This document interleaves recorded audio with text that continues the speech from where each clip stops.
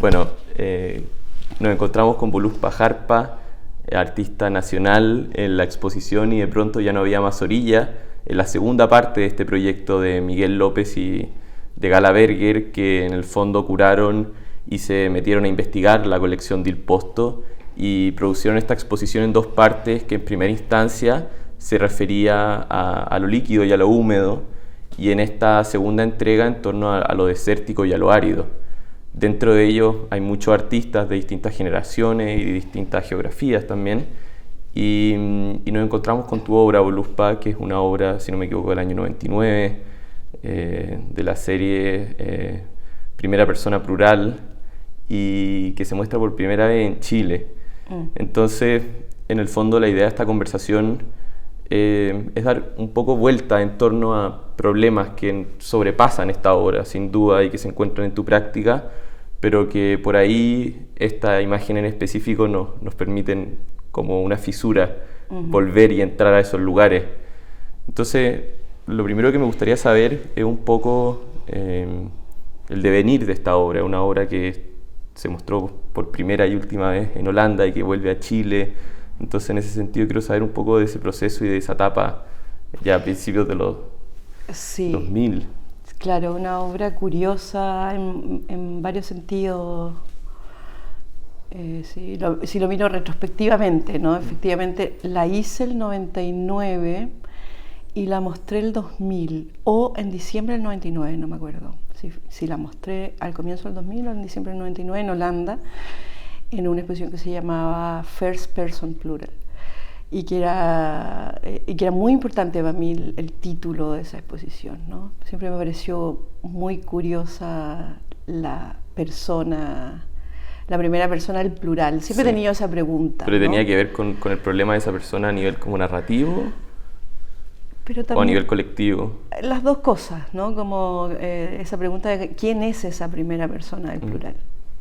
¿Quién es? ¿No? Y me parecía tan curioso que el lenguaje de la palabra pudiera nombrarla, pero otros lenguajes les costaría mucho más pensarla y hacerla aparecer, ¿no? Entonces me parecía a mí chistoso. En general, muchos de mis títulos de esos años eran como una especie como de clave interna o chiste interno propio, ¿no? Y esa fue una exposición que hice en la Galería Canvas de Holanda, que fueron mis galeristas harto tiempo, como entre el 96, 97 y el 2004.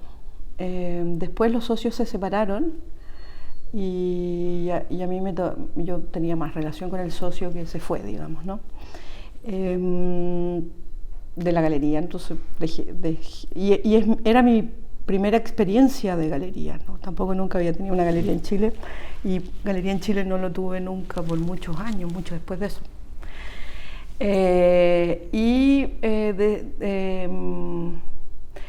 Ellos habían mostrado antes el Jardín de las Delicias en la Gate Foundation, que está dirigida por Sebastián López, que es un curador argentino, historiador del arte, que vive hace muchísimos años en Ámsterdam, que hace clases y todo, y que cuando esta galería hacía publicaciones de los artistas que elegían en distintas partes del mundo, América Latina por un lado, Asia por otro, después sumaron otras regiones. Y Sebastián López, cuando vio mi trabajo, dijo: yo quiero mostrarlo en la Gate Foundation. Y eso fue el 96, 97, ¿no? Y a esa exposición le fue muy bien en términos comerciales de la galería, ¿no? Y eran los trípticos, los dípticos del Jardín de las Delicias. Y esta exposición era como la que venía después de esa muestra, que no fue en la galería, sino que fue en una fundación. O al menos internacionalmente, ¿o no? Bueno, estuvo o para esas personas me refiero, ¿no? O sea, yo viajaba a otros lugares, pero para esas personas que fueron muy importantes para mí, Joris Eicher, Sebastián López, fueron las primeras personas como del mundo del arte internacional que yo conocí, Perfecto. ¿no? Y como con los que tuve como una relación de más amistad y conversaciones y ese tipo de cosas. Y entonces dije, bueno, yo ya no estoy, yo estaba en todo el proceso como de denostar el Jardín de las Delicias. Siempre me pasa eso a mí. Sí, como de que armar la obra anterior siempre me parece mala, y como cuando estoy empezando una obra nueva, siempre lo anterior me parece muy malo, mucho más malo de lo que cualquiera me pueda llegar a decir. Entonces... Pero es interesante además como contrapunto de esta obra, porque en el fondo es la misma imagen, tratada de una manera distinta. Pero críticamente, sí, dentro de mi propio relato, sí, ¿no? Como qué es lo malo que tiene el Jardín de las Delicias, ¿no? En mi cabeza, sí, digamos, ¿no?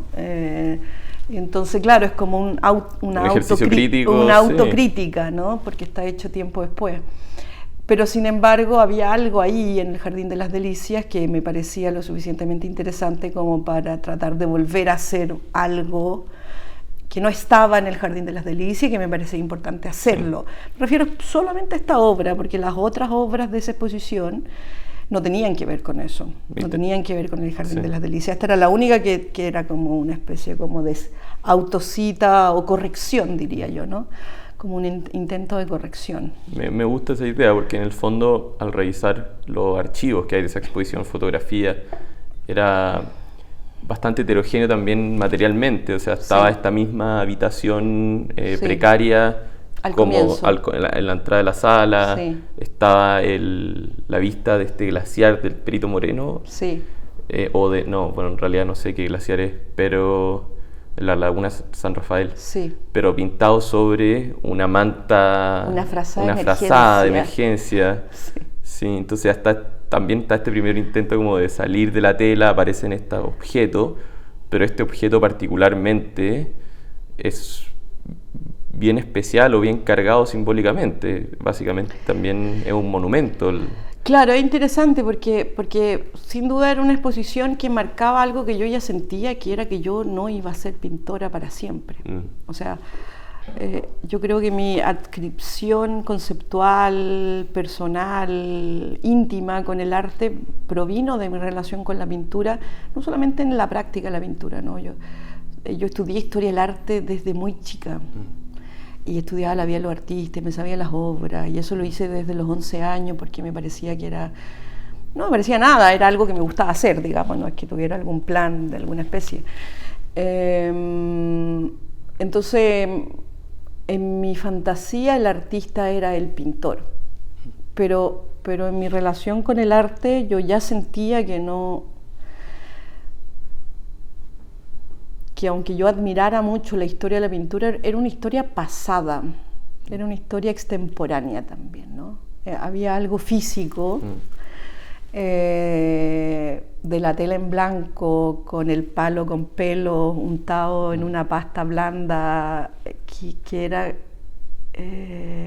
que tenía un tiempo y una velocidad que no era el tiempo y la velocidad de la vida, ¿no?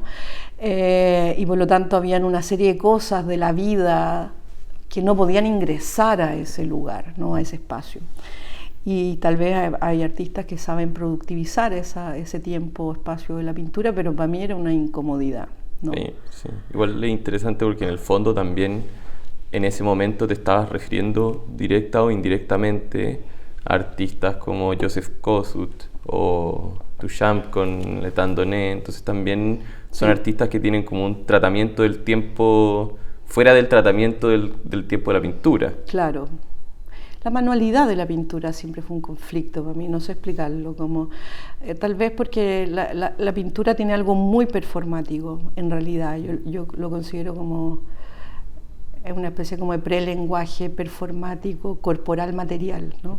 Entonces te involucra mucho, ¿no? Entonces también la experiencia artística de la pintura es bonita, pero es difícil vivirla, ¿no? Como te atrapa, puedes estar con un cuadro meses, estás completamente envuelto en una especie como de tiempo detenido, psíquico, somático, es difícil vivir practicando eso. Además, yo había pintado mucho. O sea, yo había hecho el mural de Rancagua durante 2 años. O sea, realmente había hecho una gran cantidad de pinturas, ¿no? Y esta exposición, First Person Plural, yo dije ya, la tela blanca ya no la soporto. O sea, era como la crisis de la tela blanca.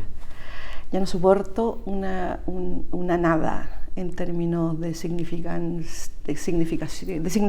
¿no? ¿Pero eso en el momento mismo lo sentía o retrospectivamente fue una decisión racional. No aguanto más esta cosa como de la tela blanca.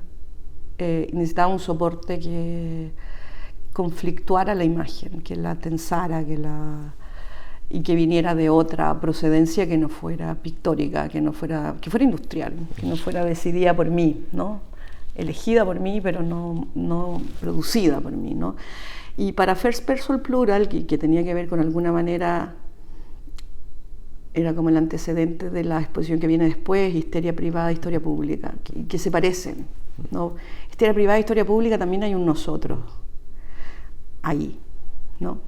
La relación entre lo subjetivo y lo colectivo, ya.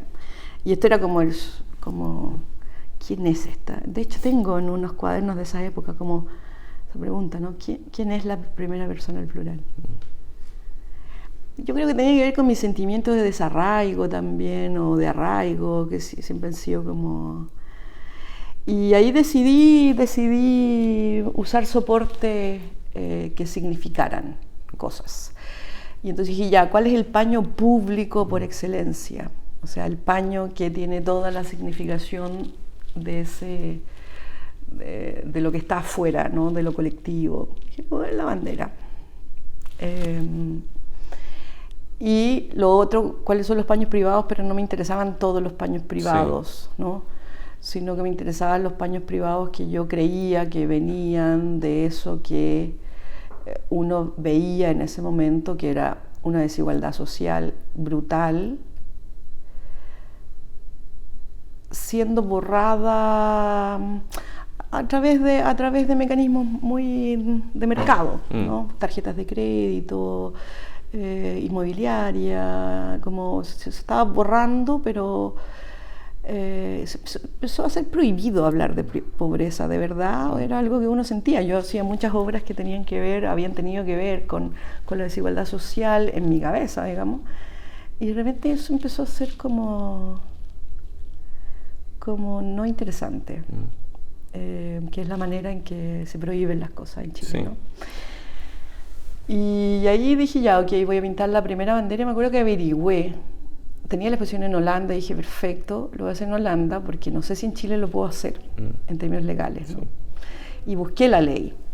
Dije, ¿qué pasa con la ley, no? Y entonces la ley decía que tú no podías ofender los símbolos patrios, ¿no?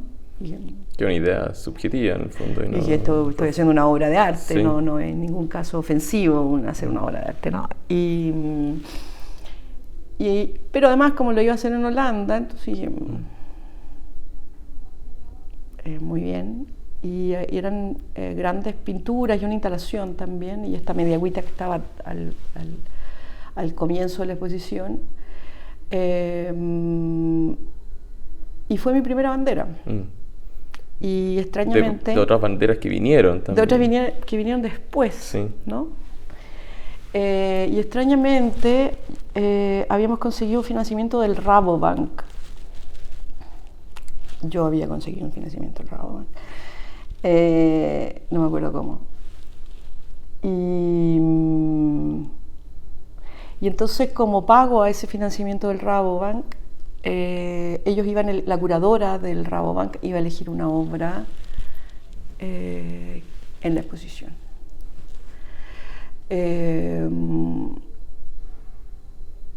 Y después, cuando hicimos la exposición, no hicimos solo esta exposición, después lo mostraron como ellos en algunas ferias de allá, en los que tuvimos como una mención de premio, algo así. Y después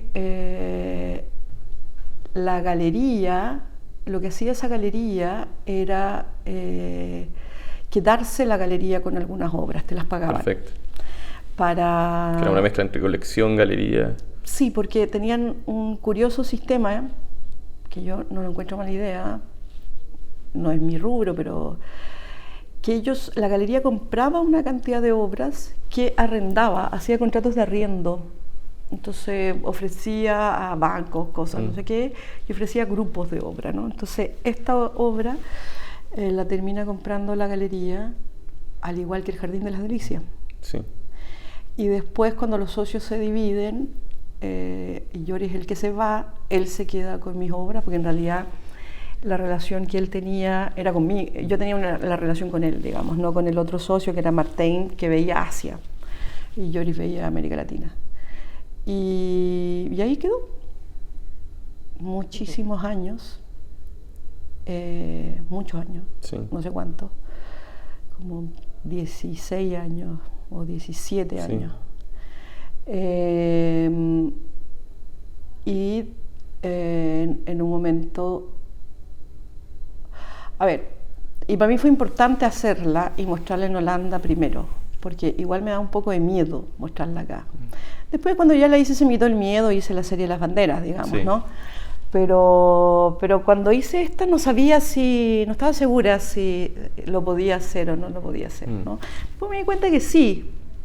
Igual yo había estado exponiendo con Balmes sí.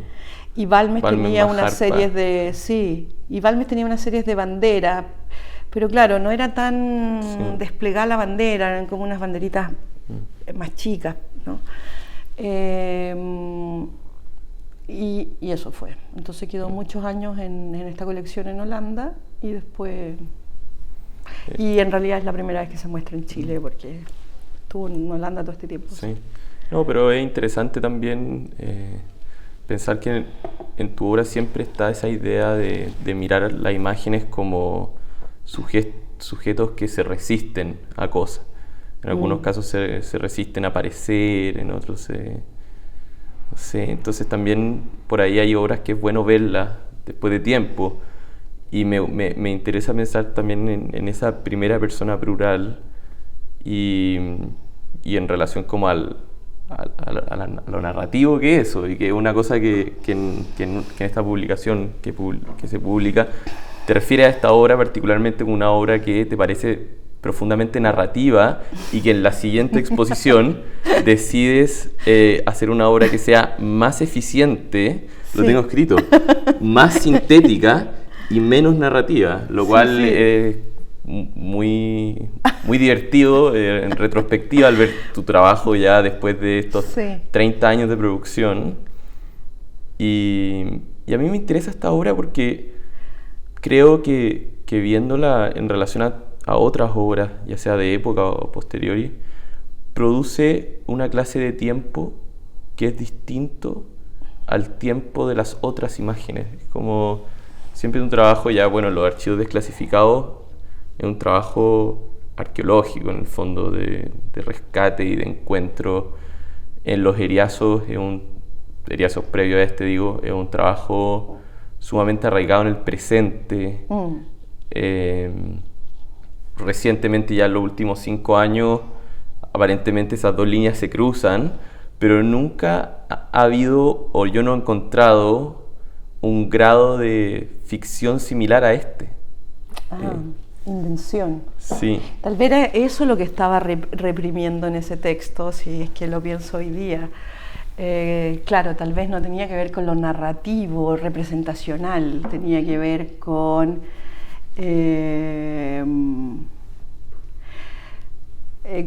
una estrategia de resistencia, que creo que sí. Es cierto. A mí me importa mucho la relación que yo establezco con las obras, porque es curiosa. Mientras las estoy haciendo y mientras orbitan en torno a mí, yo las cuido, ¿sí? De alguna manera las protejo. Y tengo una relación como de apego. Afectiva, sí. No sé si afectiva, no soy. Me pasa que cuando las termino necesito no verlas, porque si no me pasa que cuando las miro veo puro error. Esta la miro y digo error. Entonces es mejor que yo no las tenga, ¿cachai? Pero cuando ya no están, las veo con mucha distancia, que es una distancia con la que a mí me gusta mirar arte. Porque a mí me gusta mucho ver arte. Tanto en los procesos de los alumnos, por ejemplo, sí, que es algo que me gusta mucho, como mirar arte. Y me gusta porque la sensación que tengo, y me pasa después eso con mis propias obras, es como que me despersonalizo. Tengo un momento como de en blanco, donde solo estoy como observando lo que está ahí, sin meterle mucha opinión, ¿no? Después sí, y probablemente antes también, pero hay un momento en que no. Y probablemente esta revelaba demasiada opinión, ¿no? Que algo que yo siempre estoy, a propósito de estrategias de resistencia, creo que siempre estoy tratando de graduar. Mis opiniones personales pueden ser mucho más radicales que lo que a primera vista aparecen en las obras. Es algo que yo creo que es una estrategia femenina también, ¿no? Uno dice... No, y por ahí también tiene que ver con cómo sobrevivir al presente, es decir, no estar muy encima de las cosas. Claro. Que es un peligro, sin Claro, duda. pero ponte tú ahora que estamos hablando acá, estoy todo el rato mirando eso, y algo estoy mirando, que no sé qué es, y probablemente algo se me va... algo no lo había mirado, pero ahora que estoy aquí tengo que mirar para allá, entonces estoy todo el rato mirando eso, y hay algo en la imagen que a mí me gusta mucho, que es que la experiencia de la imagen, sea esta una imagen literal o se perciba algo como imagen, ¿no? Es que uno la mudez de la imagen, creo yo, se traslada hacia uno, ¿no? Como hay algo en uno que se silencia y solamente ahí lo puedes ver, ¿no? Y probablemente en esto que me estáis diciendo, en el momento que escribí ese texto, sentí que la cosa tenía que ser con menos... Sí, tenía que camuflarse. Con menos opinión, ¿no? Y si pienso en las banderas que vienen después, la bandera con Mediagua, que es solo la bandera con Mediagua, con Pixel, es una condensación de esto, sin duda lo es, ¿cachai? Y todas esas banderas son muy raras, la bandera con el beso. ¿Pero la bandera con el beso es una bandera con un beso? Es una bandera con beso, es solo una bandera. Pero habían otras también con frazadas, ¿no? Besos sobre... Sí, eran como los estudios para la bandera con el beso. Sí, y entre medio hice unas como... el Mavi tiene esas pinturas. Una la tengo yo y las otras las tiene el Mavi. Son como unos besos gigantes, pero eran como lo previo a la bandera con el beso. Pero bandera con beso hay una sola. Sí, la tiene la Claudia. Y... sí, yo creo que en lo narrativo, a mí me gusta, y por eso abandono la pintura, ¿no? Me gusta trabajar con el problema de los relatos y lo narrado, lo no narrado, y es algo que después se transforma en un trabajo más evidente. Pero tal vez esta tiene una especie de opinión, ¿no? O sea, y lo habíamos hablado antes, que había algo específico que tenía que ver con la historia y probablemente también tenía que ver con tu experiencia personal, que se puede como relacionar con la idea como del velo o algo que se devela o que aparece. Y le he dado muchas vueltas a esta obra mirándola y viéndola también en vivo en el fondo, porque lo que había visto antes era una imagen muy mala y cuando abrimos la obra fue una experiencia súper especial por en el fondo lo vertiginosa que era la imagen, o sea, una imagen que produce vértigo, a mí personalmente quizás. Por los tiempos, dices Sí, pero en el fondo es casi tenebrosa, es una sensación especial y también se muestra por circunstancias físicas a contraluz, lo cual es raro, sí. pero es también al verla cerca aparece un craquelado que de la tela, que emana luz. Y hace unos días hablábamos de, por ejemplo, cuando presentaste la primera obra que hace alusión a los archivos desclasificados, en la American Society, que en el fondo eran estas ventanas que tenían los archivos hechos a mano, que producían esa relación de luz y de contraluz entre aquello que no permite que la luz entre y aquello que en el fondo la expone. Sí, el contraluz, y que esto tiene algo de contraluz, la imagen y cómo está expuesta ahora, pero también esa imagen es un poco contraluz, ¿no? Porque todo esto es como una media tinta, esa cosa blanca es un gran contraluz, ¿no? El contraluz es una condición, es una situación óptica que a mí me interesa mucho. Siempre me ha interesado, de chica. Unas pinturas de Goya a contraluz que me son como... Hay algo en la situación óptica del contraluz, que el ojo no logra graduar exactamente lo que está viendo y se producen como una síntesis. No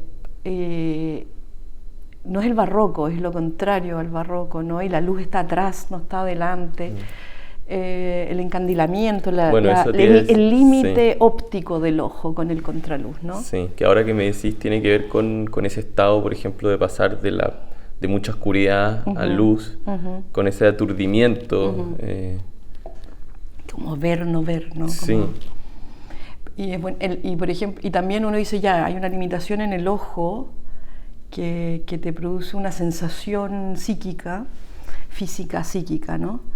Pero después uno se da cuenta que en realidad si uno pone un aparato óptico, cámara fotográfica, video, cualquier aparato tecnológico a contraluz, es peor, responde menos que el ojo, ¿no?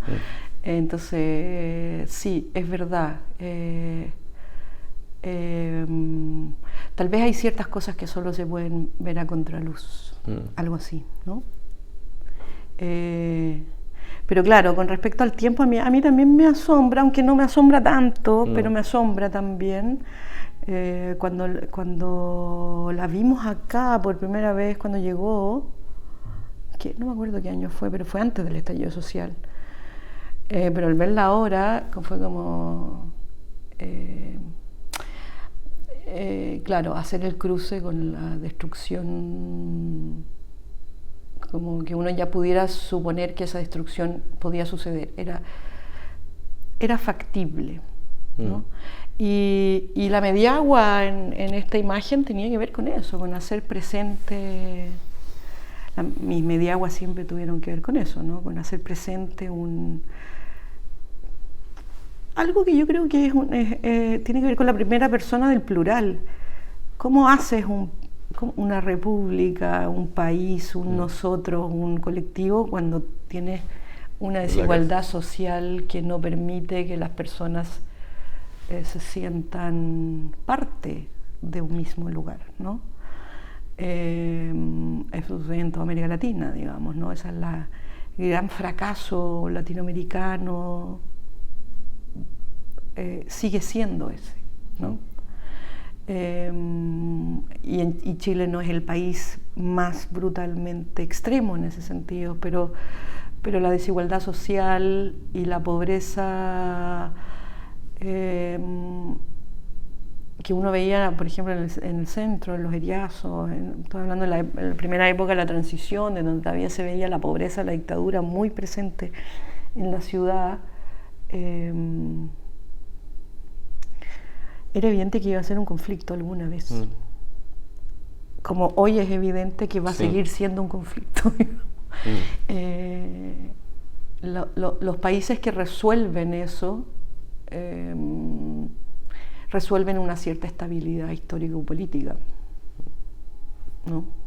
No es una garantía sine qua non absoluta, pero si tú tienes grandes desigualdades, tú vas a tener conflictos políticos, sociales, sí o sí, digamos, como obvio.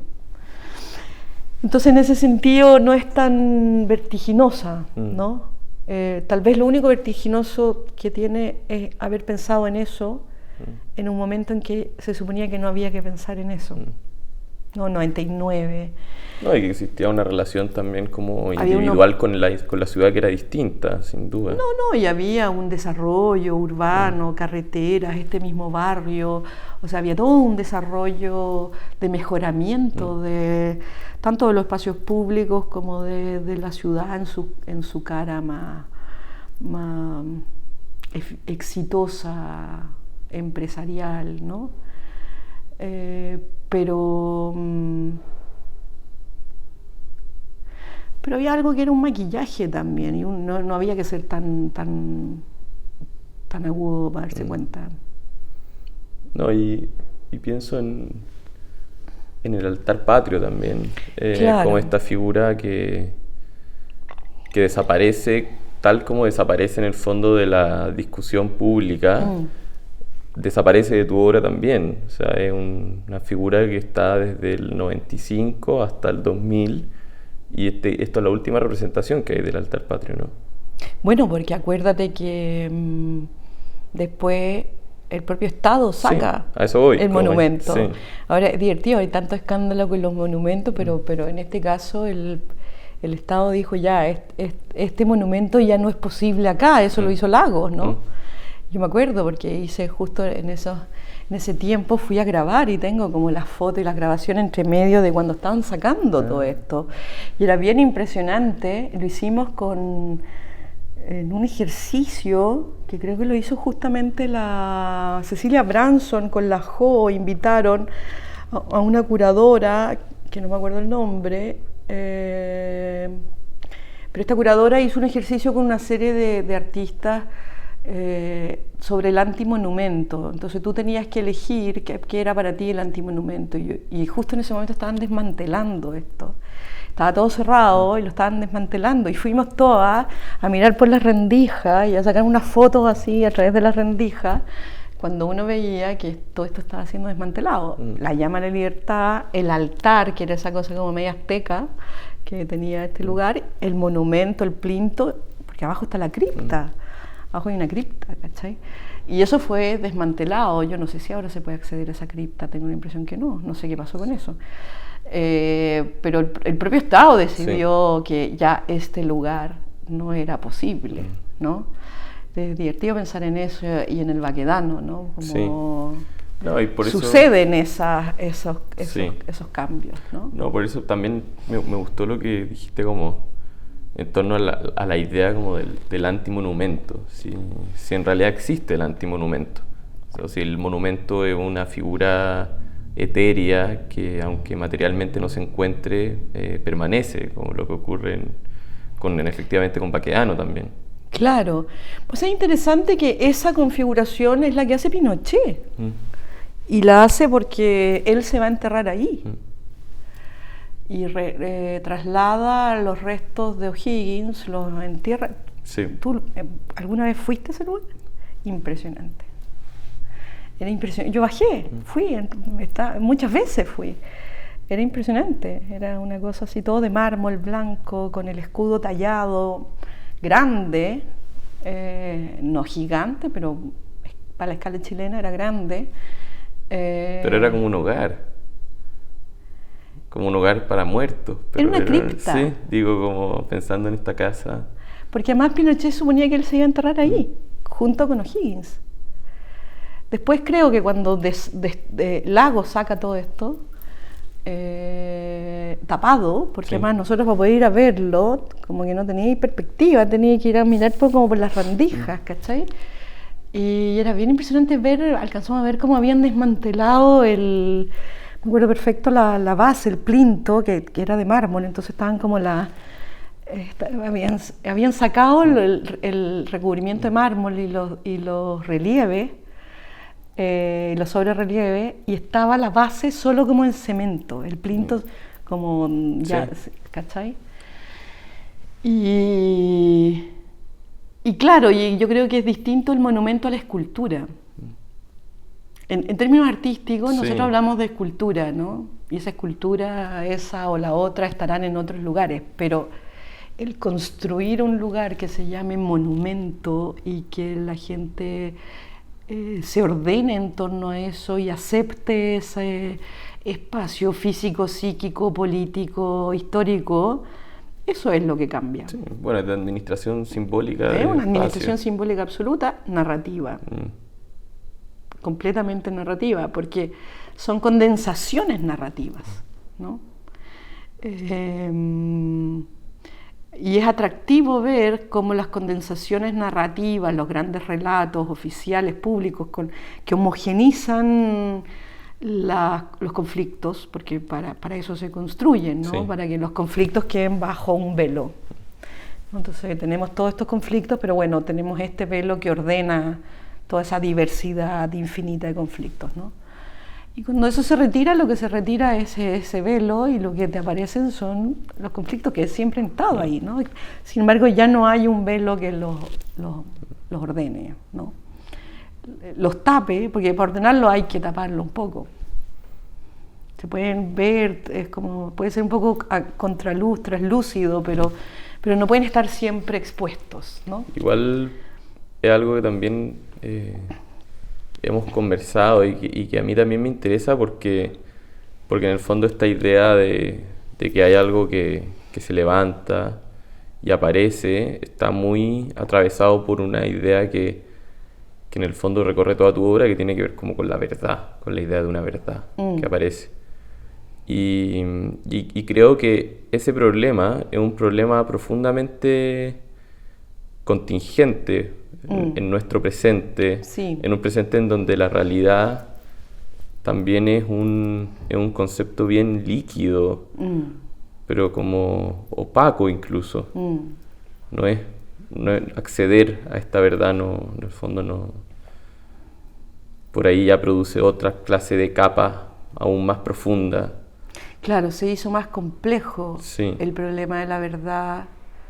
Probablemente siempre lo ha sido, pero había más control sobre eso y también más lineamientos y más acuerdos, ¿no? Consensos de qué sí. era la verdad.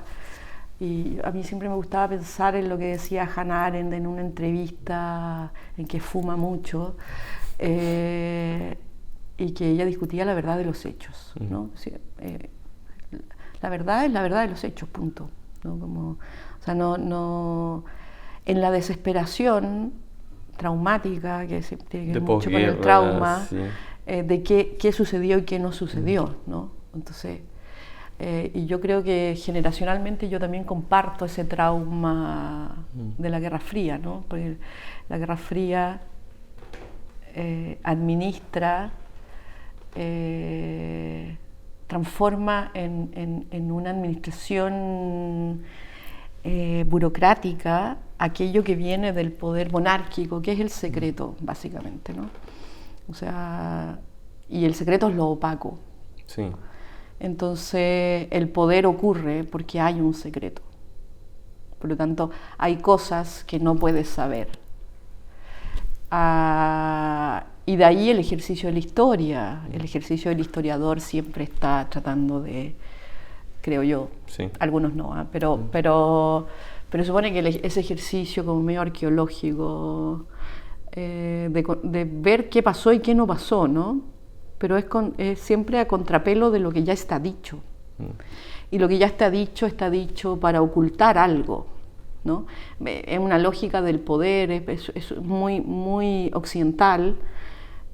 Supongo que una lógica del poder en general, pero en Occidente está articulado, burocratizado, transformado en un tipo de administración, ¿no? Y claro, yo creo que hoy día es muy complejo eso. Por eso pasamos del secreto a la fake news, ¿no? Que es como su variante contemporáneo, pero ya no es ocultar algo, sino que es construir sí. Muchas mentiras al mismo tiempo, de tal modo que la gente... Que la verdad en el fondo vale menos. Que la menos, gente se mantenga en algo que es muy interesante de pensar, encuentro yo, y esa es la primera persona del plural. La gente se mantenga aturdida.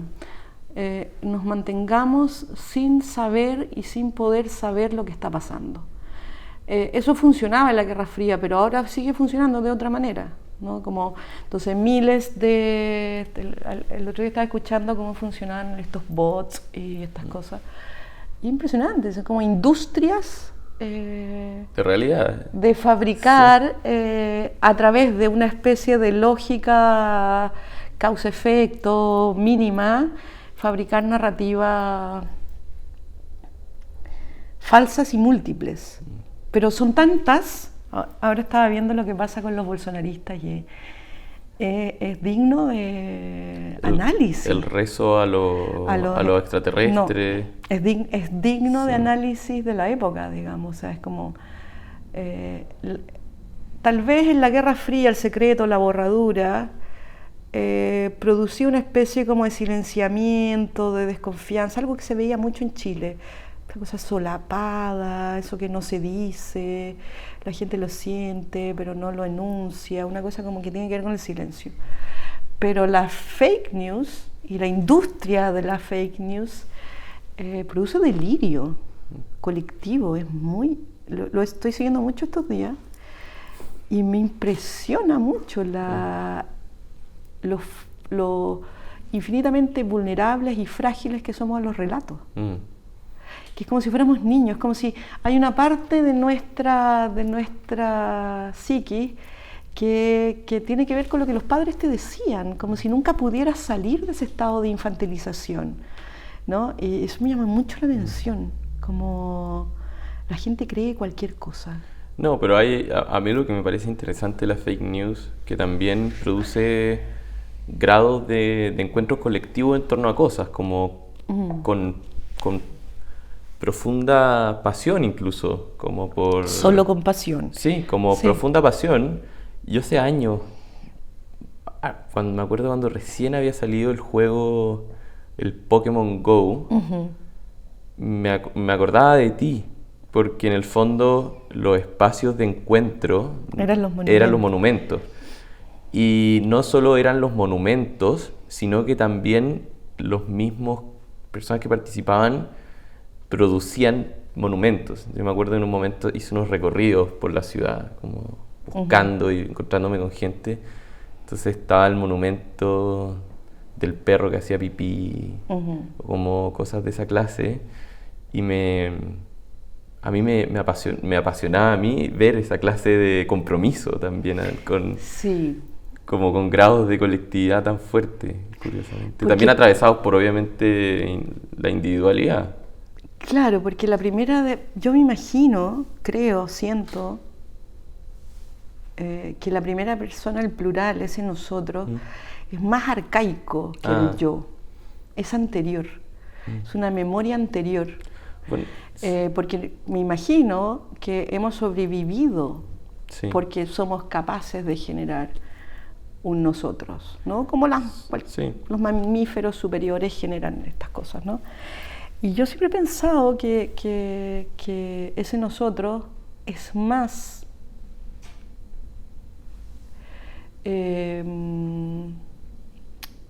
arcaico, funciona de una manera más rápida que la individualidad. Y la individualidad es un invento muy reciente, ¿no? Que apenas estás en peligro, en cualquier peligro, natural, guerra o lo que sea, es muy frágil, ¿no? Es muy fácil afectarla. Eso te dice el psicoanálisis, por ejemplo, ¿no? El psicoanálisis, ¿qué te enseña? Que la estructura subjetiva que da origen al individuo está completamente afectada por otros, ¿no? Y es muy, muy vulnerable. O tiene partes, o necesariamente va a ser vulnerada, necesariamente, ¿no?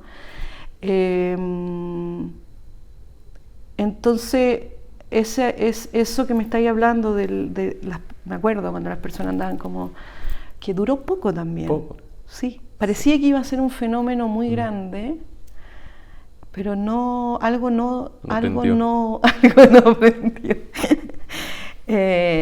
Y yo creo que ahí tiene que ver con esa primera persona, el plural, que necesita rituales, ¿no? Entonces, cuando yo veo a los bolsonaristas haciendo como la seña a los extraterrestres para que los vengan a salvar, que ya como te pasaste de la política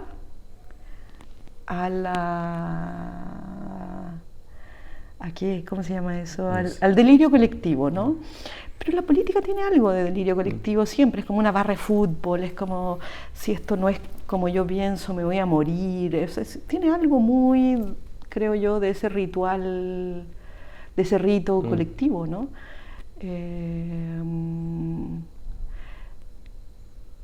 Pues, sí. No, pienso en, en los ritos como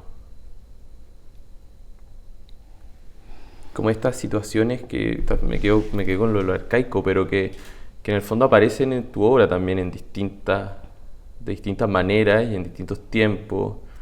Pero, por ejemplo, las mujeres histéricas de Charcot. Sí, El otro día revisábamos esta imagen que denostaba a este grupo de mujeres democráticas sí, en Austria. en Austria. Sí, del Partido Mujeres Democráticas. Sí.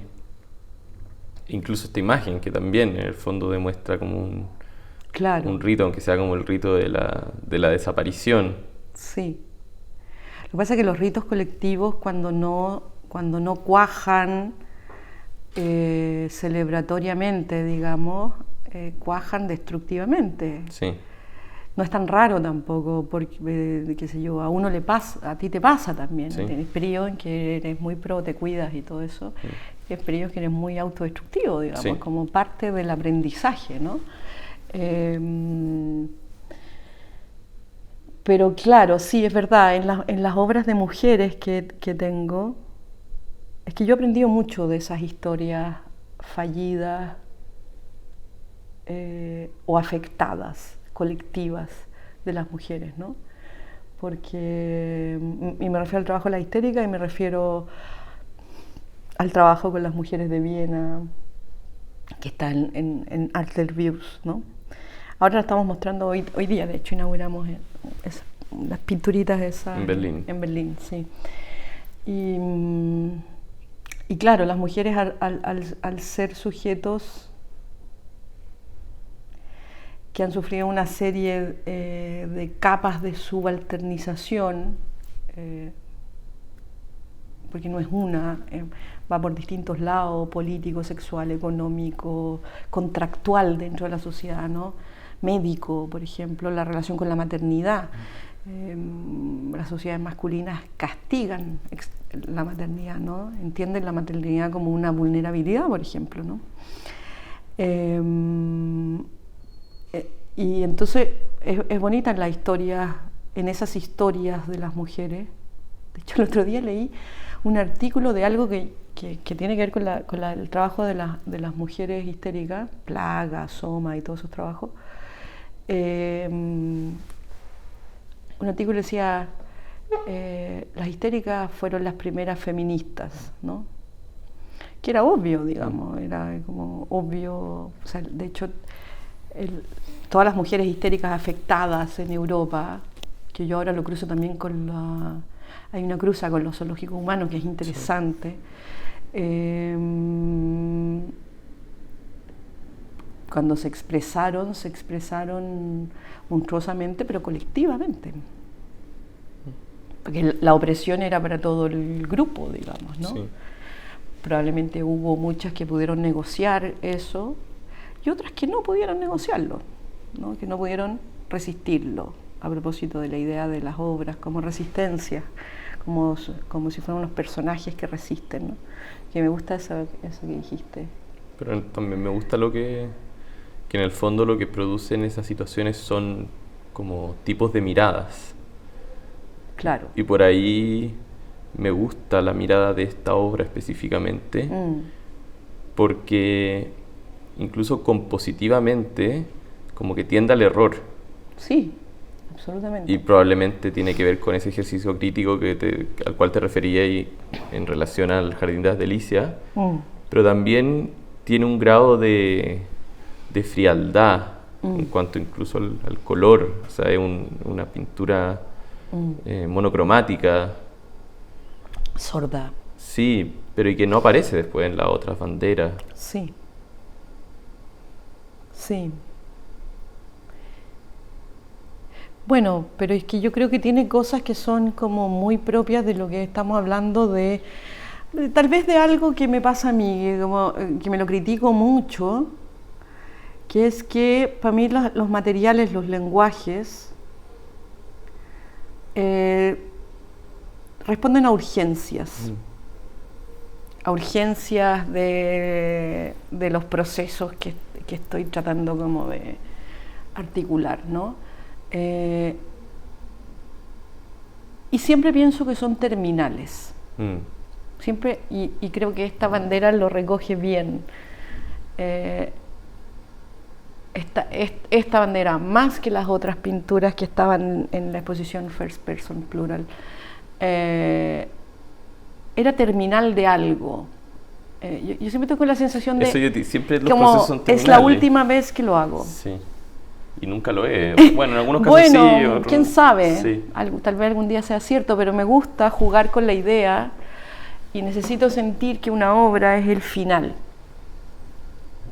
¿no? Que no hay otra obra después de esa. Como...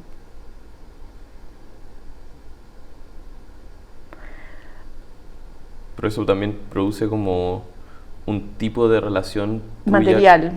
Con los objetos, digo, sí, súper especial. Muy, muy específica. Yo no soy preciosista, porque tengo una urgencia, ¿no? Entonces, claro, por eso no me gusta mirarlas después, porque yo miro eso y diría, ya, voy a enderezar todas las líneas rectas que están chuecas, voy a corregir la perspectiva, lo voy a hacer bien. Sí. Y no. Y no, nunca lo hago bien, nunca quiero hacerlo bien, ¿no? Porque siempre está hecha como... En la pintura era más evidente, porque en la pintura la velocidad del cuerpo que hace es algo que queda ahí en la imagen, ¿no? Y la velocidad y el cuerpo que abandona también es algo que queda en la imagen, ¿no? Qué sé yo miro eso y digo, ya, me dio una lata terminar de hacerlo, porque probablemente ya estaba haciendo las otras y probablemente, qué sé yo, estaba pensando en otra cosa, entonces como que ya, así nomás, ¿no? Pero también me pasa con los otros...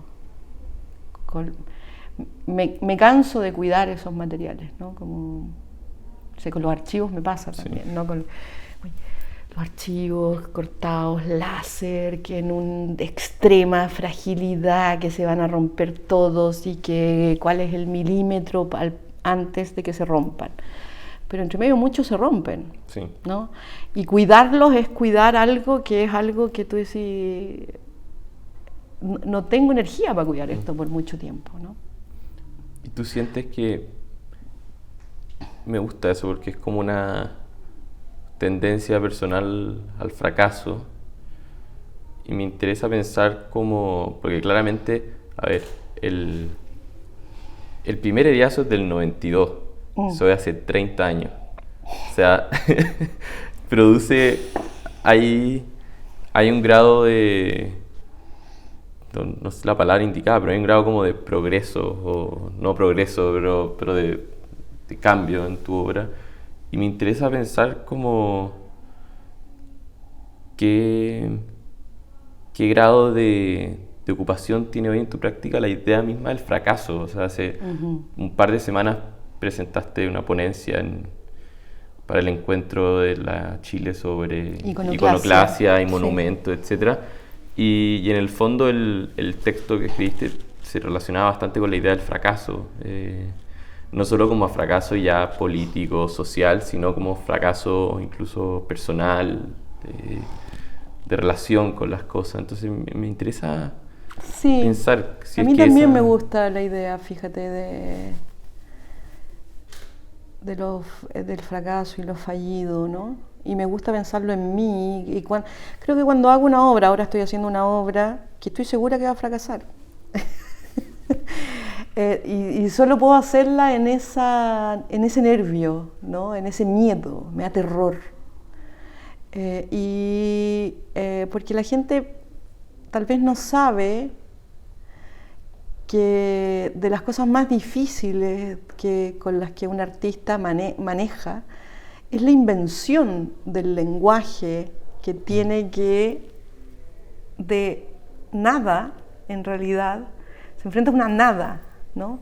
Que es la materia, ¿no? Como Decir, ya, mira, llevo 3 años investigando esta cuestión, pero cuando pienso en materializarlo, lo que veo es una caída.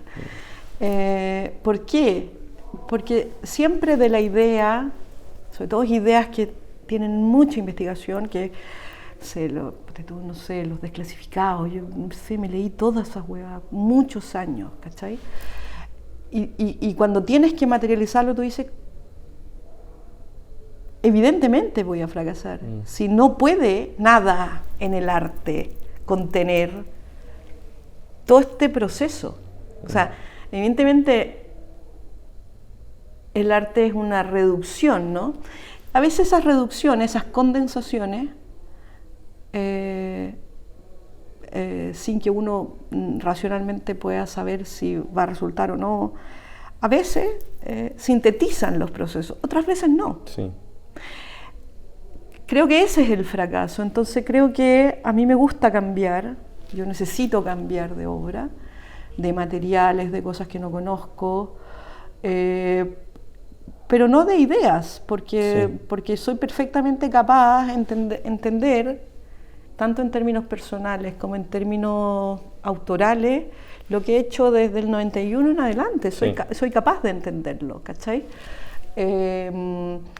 Pero no soy capaz de saber si esa obra en particular, en el momento que lo estoy haciendo, si eso va a lograr condensar la densidad de todo esto que se arrastra, ¿no? Entonces, ahí hay 2 dimensiones de la obra y del autor, ¿no? Las obras no son una obra, son un cuerpo de obra. Y lo que hace el artista, autor, es que vivencia todo el aprendizaje de ese proceso, de ese cuerpo de obra. El mundo viene y secciona eso, ¿no? Y te dice, esta es mejor que esta otra, esta es más mala, pero no es el proceso de cómo tú lo estás viviendo, porque hay una parte de uno que hace obras para vivir sus procesos, como persona, como mujer, como ciudadano, como madre, como una serie de cosas. Tú haces eso para poder vivir, ¿no? Claro, eso en términos personales y creo yo también intelectuales, de conocimiento, la necesidad de conocimiento, ¿no? Como de entender cosas que quieres entender. Pero cuando eso pasa a los otros, la primera persona del plural, tú sabes que ahí va a haber un salto, una pérdida, ¿no? Una pérdida de esa... Pero es que es lindo porque hay una como lo que se pierde y que en el fondo es lo que tú intentas resguardar por medio de puras cosas que no tienen que ver con las obras o con el proceso, tiene que ver como con la impermanencia, con esa cuestión que es como... Sí, con aquello que no es condensable incluso, que es como, no sé, la práctica, quizás por ahí. Lo que pasa es que yo creo que de verdad los procesos creativos, el otro día lo estaba hablando sin querer con el Danilo Espinosa en el Patio de la Virgen, después de una reunión burocrática en que derivó en algo. Yo decía, el proceso creativo no es un proceso creativo, es la potencia del proceso creativo, ¿no? No es como A más B igual C o fracasé porque salió Z. No, es la potencia con la que tú, los que te rodean y los que se involucran con eso que tú estás haciendo, viven esa potencia, ¿no? Que es algo que yo voy aprendiendo ahora y que me encanta pensarlo porque siempre lo pienso como algo terminal, ¿no? Digo, ese compartir. Sí. Y por ahí aparecen como... muchas personas. Sí, bueno, es que eso es lo que me interesa, porque también muchas personas. Esta etapa... es muy solitaria. Es una etapa solitaria. Sí. Y ya posteriormente aparecen ciertas figuras que te han acompañado, no sé, tal cual. En Agustín, por ejemplo. Mucha gente. O sea, Lloris, la Claudia, Agustín, Eugenio, más todas las personas que están en tu vida privada, no sé, Rodrigo, el papá de mi hijo, por ejemplo, se han mamado todos los procesos de ahora que yo me vuelvo bastante rara probablemente. Decía en el texto que en el fondo estabas tratando de contener una extrañeza personal, como de no ser demasiado extraña. Curioso. Vamos a tener que volver a ese... Bueno, ahí podría decir muchas cosas, Antonio, Sí. pero hablemos de la obra mejor, por si es de extrañezas personales. Pero claro, hay una vivencia del proceso y de la potencia de la creación artística que no es solo del autor, ¿no? Perdón, no es solo de la persona, es la autoría, pero esa autoría está relacionada con otras personas, ¿no? Son las otras personas las que construyen esa autoría. Y en cierto sentido eso no tiene fracaso posible. El vértigo del fracaso es el momento en que tú dices, estoy haciendo esto y no sé hacerlo. Yo sé que no sé hacerlo, de eso se trata. No estoy haciendo algo que sé hacer, estoy haciendo algo que de verdad no sé hacer. Y cada vez que te involucras en algo que es nuevo, no sabes hacerlo. O sea, yo no, cuando imprimí esto, no sabía si este género no era el habitual de la tela, crea o algodón o lino, por ejemplo, si esto iba a resistir, ¿no? Y cómo tenía que estirarla para que al esto recogerse no quedara como una papa frita, ¿cachai? Sí. O la compañera de esta, la que era la frazada, que está en el Mavi, cuando se secaba el imprimante sobre la frazada de emergencia, quedaba como una lija. Entonces yo pasaba los pinceles y los pinceles se le salía se quedan sin pelo, po. Y te vean unos pinceles raspados. Y que esas son las cosas que es bonito, porque la materia en eso siempre te hace fracasar, ¿no? Es como el cuerpo, un poco, ¿no? Hay algo erótico en esa cosa como... siempre hay un fracaso entre lo que tú piensas y lo que sucede, ¿no? Pero aparte de eso, a mí me encanta la idea de pensar que voy a hacer una obra y que voy a decir, no pudiste, no, esta sí que no pudiste. Listo, se acabó. No sé por qué me gusta pensar eso. Así lo siento honestamente. De hecho, lo siento en este momento, estoy haciendo una obra que no conozco y que todo el rato digo, no voy a poder. Porque yo creo que uno siempre está en los límites, ¿no? En los límites de algo que es el lenguaje, que es donde termina el lenguaje, ¿no? Entonces está ahí en esos límites. Entonces no sé si tengo la capacidad de inventar algo que está fuera de ese límite y ampliar ese límite. Estoy siempre experimentando mis propios límites, digamos, ¿no? Y es curioso porque creo que cada vez que uno amplía esos límites, todo lo que orbita en torno a ti cambia. Entonces siempre hay una especie de muerte también. Sí. Personas con las que ya no vas a hablar. Siempre hay un cambio. Porque uno cambia, ¿no? Entonces, las cosas... Y en ese sentido, claro, es el devenir, ¿no? O sea, los procesos artísticos te hacen devenir como persona también. Y por lo tanto, todo lo que antes tenía sentido, cambiaste y ya no sabes si eso tiene sentido, ¿no? La obra es otra cosa, yo ahí estoy hablando del autor.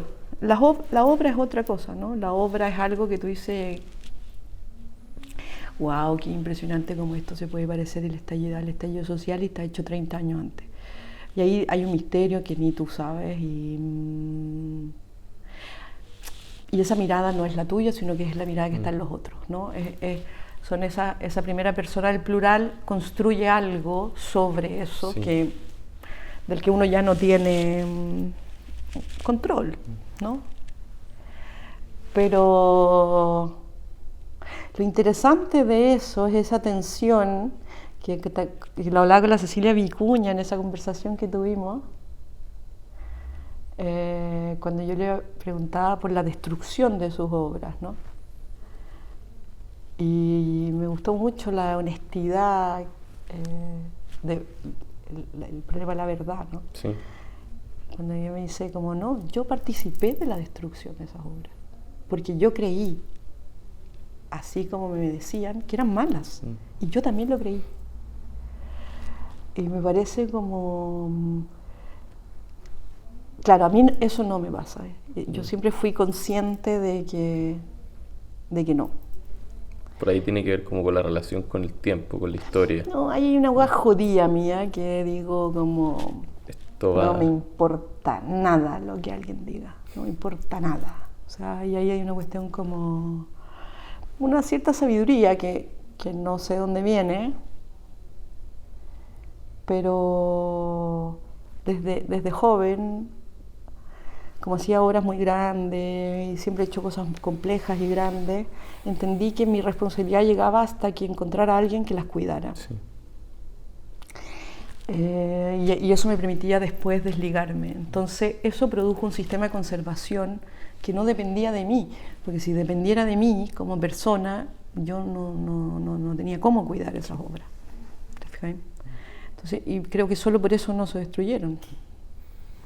Bueno, yo creo que conversamos harto, así que te agradezco mucho, Voluppa, Yo te agradezco a ti, Antonio. por la respuesta y la conversación, como siempre.